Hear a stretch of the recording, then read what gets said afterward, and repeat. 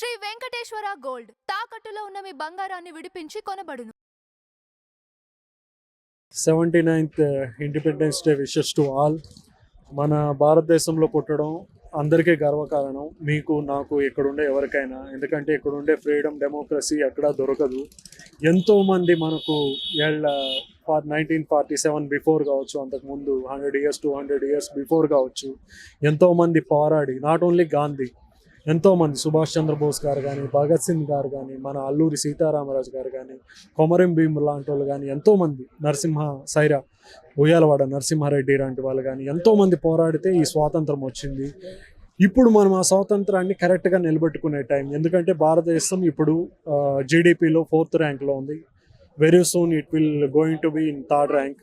So మనం కూడా youth ఇలాంటి డ్రగ్స్, టైంపాస్ చేయడాలు ఇలాంటివన్నీ మానేసి మన రెస్పాన్సిబిలిటీ, మన బాధ్యత, మనకు వచ్చిన స్వాతంత్రాన్ని కరెక్ట్గా మనం చేయాల్సిన బాధ్యత మనం సంపాదించడం. కానీ రైట్ ప్యాత్లో ఎవరైనా డ్రగ్స్ తీసుకున్నా కానీ, బైక్ ర్యాష్ డ్రైవింగ్ చేస్తున్నా కానీ, వాళ్ళని మంచి దారిలో పెట్టడం కానీ, మంచిగా చెప్పడం కానీ మన బాధ్యత.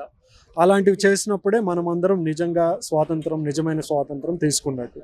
సో దిస్ మనోజ్, ఇలాంటివి యాక్చువల్గా నేను సజెషన్ ఇస్తున్నాను ఇలాంటివి చేయమని. కొంతమంది పాజిటివ్ తీసుకుంటున్నారు కానీ కొంతమంది మారట్లేదు. అలాగే సిస్టమ్ కూడా మారాలి.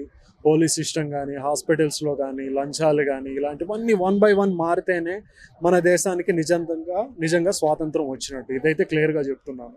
అవన్నీ చేయాలంటే ఫస్ట్ మనకు రెస్పాన్సిబిలిటీ కావాలి. ఇక్కడ తిన్న చెత్త కిందనే పడేయడం ఎప్పటికప్పుడు.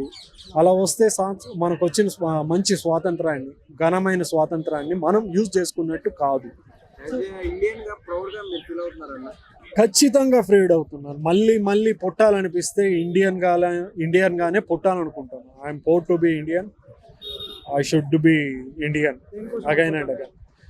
ఇక్కడ ఉండే డెమోక్రసీ కానీ, ఇక్కడ ఉండే పీపుల్ కానీ, especially our culture, tradition, heritage, ఇక్కడ ఉండే మన రుచులు, భాషలు, విశ్వంలోనే ఎక్కడ, మన భూగోళంలోనే ఇలాంటి ప్రదేశం ఎక్కడా లేదు. Different culture, different religions, different caste, different festivals. So we respect every one.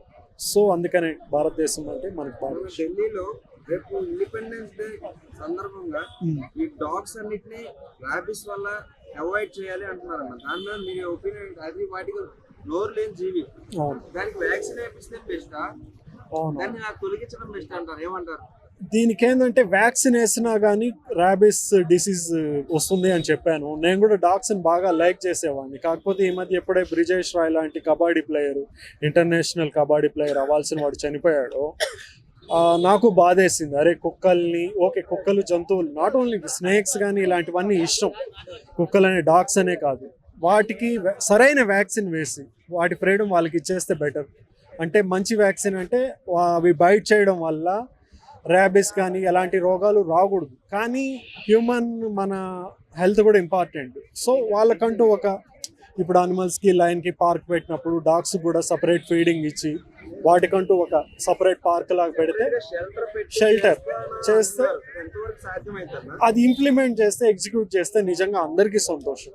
లేకపోతే ర్యాబిస్ వల్ల చనిపోతున్నారు మనిషి అంటే దానికి ఇంతవరకు వ్యాక్సిన్ కూడా లేదు. హెచ్ఐవికి ఎలా లేదో వ్యాక్సిన్, అలాగే దానికి కూడా లేదు. అది కూడా బాధాకరమైన విషయం. మనం కూడా అది కూడా గమనించాలి. ఇండిపెండెన్స్ డే రోజు ఢిల్లీలో ఎలా జరుగుతుందంటే, ఢిల్లీలో జరుగుతుంది. వాళ్ళు మీరు అనుకున్నట్టు, నేను అనుకున్నట్టు అలాంటి షెల్టర్ వాళ్ళకి ఇచ్చి చేస్తే మంచిదే. అది నిజంగా మంచిదే. 79th ఇండిపెండెన్స్ డే మెమరబుల్గా ఉంటుంది. అలా చేస్తే వాటికి కూడా షెల్టర్ ఇచ్చి వాళ్ళకి న్యాయం జరిగేలాగా చేస్తే బాగుంటుంది.